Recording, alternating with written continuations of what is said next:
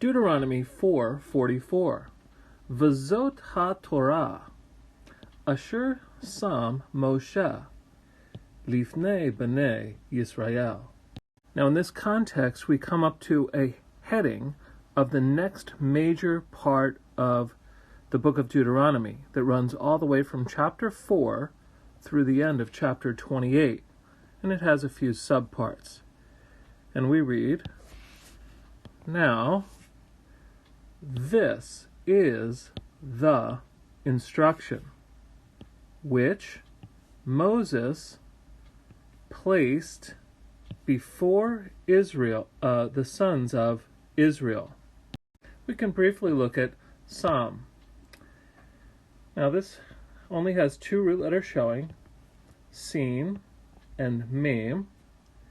Now in this case it's missing its middle root letter, namely a Yod.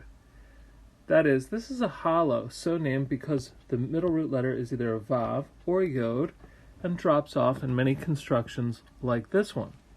It's a Kal, perfect, 3ms, subject is spelled out, and Moses placed.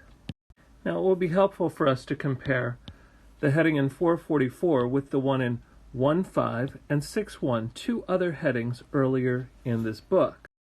1.5 says, Moses began explaining this Torah. And 6.1 says, now this is the commandment, the statutes and the judgments that the Lord your God commanded to teach you. We can take a look at Ho'il. Now this comes from Yod, Aleph, Lamed, and in the case of many pei Yod verbs, in the Hifil stem, the Yod converts to a Vav. This is a Hifil, perfect, 3ms, and in the Hifil, the sense of this word is to begin. Ba'er, from Beit, Aleph, Resh, means to explain or expound. This is PL, also in the perfect 3ms, subject spelled out still. Moses explained this instruction. Tzivah comes from Tzade, Vav, He. This is PL, perfect. Again, 3ms. The subject in this case is the Lord explained. The Lord commanded. Lelamed comes from Lamed, Mem, Dalet, and this is a PL, infinitive construct. And in this case, if the words in the Lamed is in Kal, it means to learn, but in PL, the sense is to teach. So when we put this together, this really helps us with what's going on here in 444.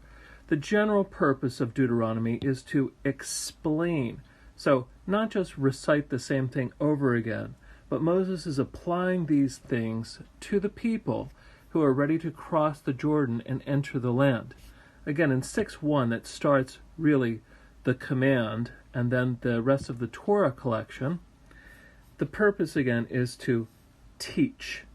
So there's no sense in which this is just a mere quotation, but this is progressive revelation. This is an advancement of God's redemptive will to his people. So this is the Torah that Moses set before them. We can expect some adjustments and advancements like those that we'll find even in the Ten Commandments in the very next chapter.